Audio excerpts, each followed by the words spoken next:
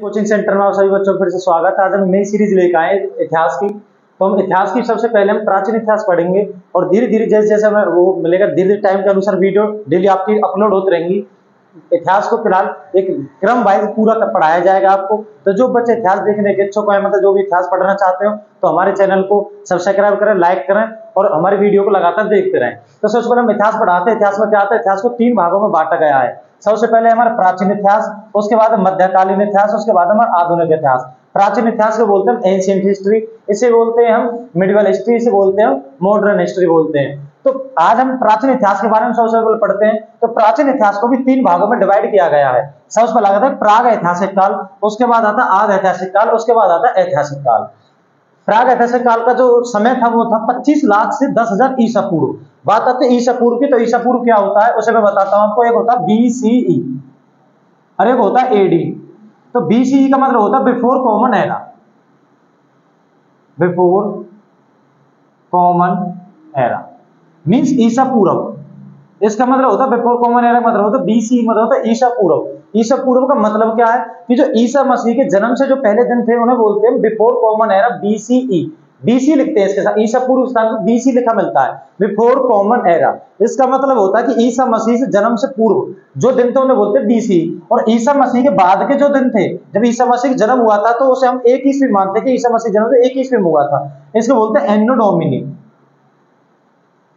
एन्नो Duminy, इसे बोलते हैं ईसा पूर्व। ईसा पूर्व का मतलब क्या है कि ईसा मसीह के जन्म के बाद जो ईयर स्टार्ट हुआ है, आज जो सन चल रहे हैं, आज जो ईयर चल रहे हैं, वो ईसा मसीह के जन्म के बाद चल रहे हैं। जैसे मैं बोलूं तो आज 2023 चल रहा है, तो इसका मतलब क्या हुआ कि ईसा मसीह का जन्म आज से 2023 साल पहले हुआ था। क्योंकि जो ईसवी है, ईसा ईसवी है, ये ईसवी है, जो ईसवी है, ईसवी स्टार्ट हुई थी ईसा मसीह के जन्म के बाद।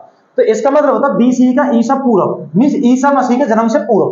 तो इसका मतलब हो गया ईसा मसीह के जन्म से 25 लाख से 10,000 ईसा पूर्व तक प्राग ऐतिहासिक काल चला था। आद ऐतिहासिक काल चला था 10,000 से 4,000 ईसा पूर्व बीच में, और ऐतिहासिक काल चला था 4,000 से 1,000 ईसा पूर्व के बीच में।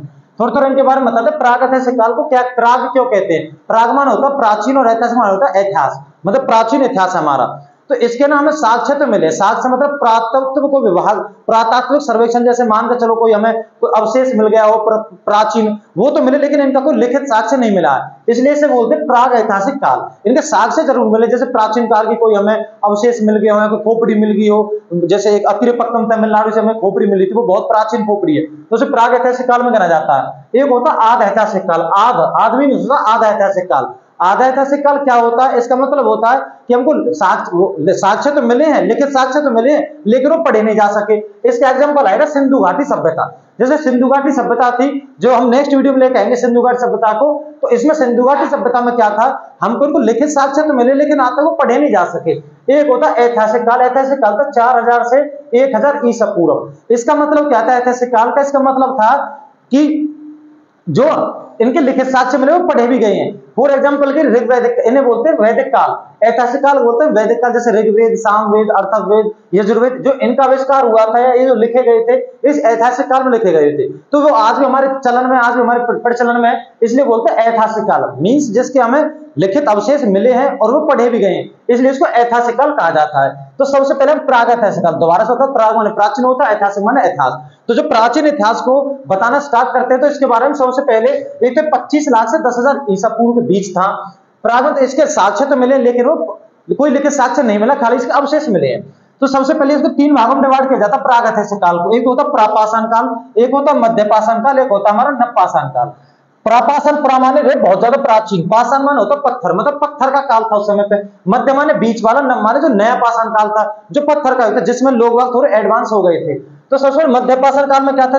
सबसे पहले प्रश्न आता है कि आग जलाना कौन से काल में हुआ था? प्रश्न सबसे ज्यादा पूछा जाता है कि जो आग का आविष्कार हुआ था कौन से उसमें हुआ था, काल में हुआ था? आग का आविष्कार हुआ था प्रापाषाण काल में।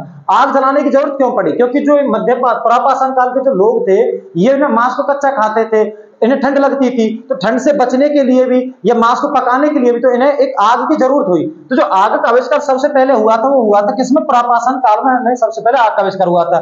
ये लोग आंखें तक होते थे, खाना बदोश होते थे। आंखें तक मतलब क्या होता है, शिकार करना, मतलब शिकार करके अपना पेट भरते थे, कहीं भी स्थायी निवास नहीं करते थे। स्थायी निवास का मतलब क्या होता है कि आज यहाँ पे है, कल वहां पे, कल वहां पे, इस बोलते खाना बदोश लोग, आज यहाँ पे खाया, कल वहां पे जाकर खाएंगे, परसों वहां पे खाएंगे, और कच्चा मांस खाते थे। दूसरी बात, ये लोग नंगे रहते थे, प्रकृति की पूजा करते थे। नंगे क्यों रहते थे, क्योंकि उस समय तक ना तो कपड़े का आविष्कार होता, ना कोई फसल होती थी, मांस मांस कच्चे मांस को खाते थे। और क्या करते, शिकार करते थे, बड़े पत्थर के औजार बनाते थे। तो बड़े पत्थर का सबसे पहला औजार था कुल्हाड़ी। जो सबसे पहले प्रश्न पूछा जाता है, सबसे पहले कंपटीशन लेवल में सबसे ज्यादा पूछा प्रश्न है कि जो मनुष्य द्वारा उपजाए, मतलब मनुष्य द्वारा उपयोग में लाए जाने वाला पहला हथियार क्या था, वो था कुल्हाड़ी। लेकिन ये कुल्हाड़ी पत्थर की बनी हुई थी, क्योंकि बड़े पत्थर के औजार बनाते थे, नंगे रहते थे, प्रकृति की पूजा करते थे।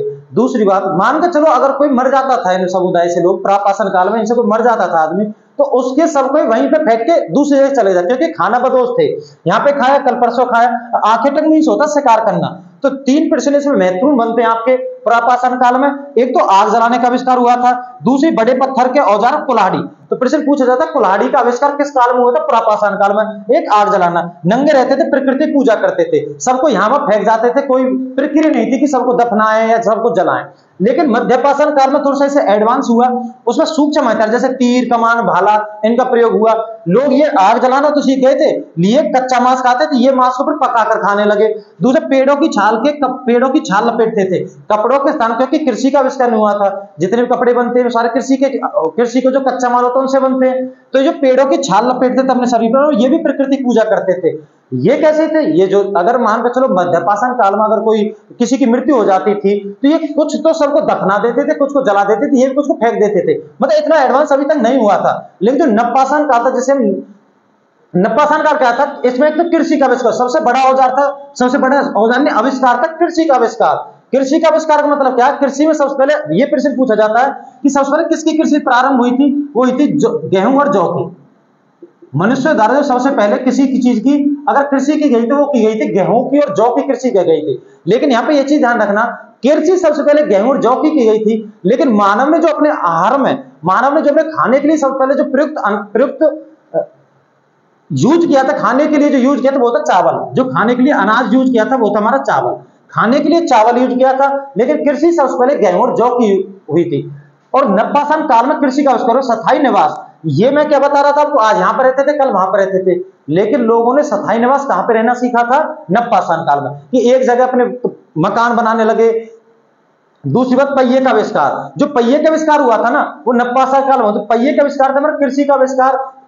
कि कृषि और पहिए का आविष्कार क्यों संबंधित है, क्योंकि कृषि के लिए हमें जरूरत पड़ती थी, जैसे बैलगाड़ियों की किसी की, तो उससे पहिए आसान हो गई कृषि करना भी। पहिए का आविष्कार भी किसमें हुआ था, नवपाषाण काल में। एक ये तो करते थे, देखो प्रकृति की पूजा करते थे प्रापाषाण काल वाले भी, मध्यपाषाण काल वाले भी। लेकिन जो नवपाषाण काल वाले थे वे करते थे मातृ देवी की पूजा। वो मातृ देवी की पूजा करते थे, स्थायी निवास में रहने लगे थे, मांस को संपूर्ण पका के खाने लगे थे। दूसरी बात, चावल को इन्होंने खाने में प्रयुक्त करने लगे थे, जबकि गेहूं जो उगाते थे लेकिन प्रयुक्त अनाज चावल था। कृषि का आविष्कार, पहिए का आविष्कार मोस्ट इंपोर्टेंट चीज है। और मैं एक्स्ट्रा बताता हूं इनके बारे में कि सबसे पहले प्रश्न आता है सबसे पहले क्या था जिसका आविष्कार हुआ था, कौन सा औजार था, औजार था कुल्हाड़ी।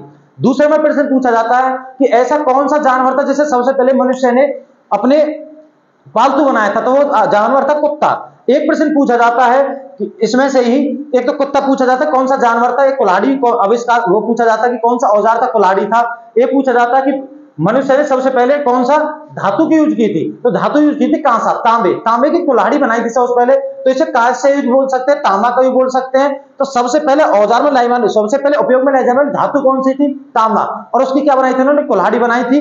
तो इसके साथ में हमारे जिससे इनसे संबंधित क्वेश्चन बनते थे, प्रापाषाण काल से, मध्यपाषाण काल से, नवपाषाण काल से। मैंने आपको क्रम वाइज एक एक चीज बताई है, कब किसका काल था, प्रागैतिहासिक काल क्यों कहते हैं, किसी को आदिऐतिहासिक काल क्यों कहते हैं, ऐतिहासिक काल किसी को क्यों कहा जाता है। दूसरा जो आदिऐतिहासिक काल है इसके बारे में हम कल पढ़ेंगे, क्योंकि ये तो देखो दोबारा से बताते, प्रागैतिहासिक काल कौन सा काल था जिसके हमें अवशेष मिले, कोई लिखित साक्ष्य नहीं मिला। आधा माने आधा लिखित साक्ष्य मिले हैं लेकिन वो पढ़े नहीं गए। वो कौन सी माता है, सिंधु घाटी सभ्यता माता, जिसका कल हम नेक्स्ट वीडियो लेके आएंगे सिंधु घाटी सभ्यता का। तब तक इस वीडियो देखें। अगर वीडियो में कोई आपको पसंद आए तो लाइक करें, कमेंट करें, और कोई प्रश्न हो तो हमें कमेंट सेक्शन जरूर शेयर करें।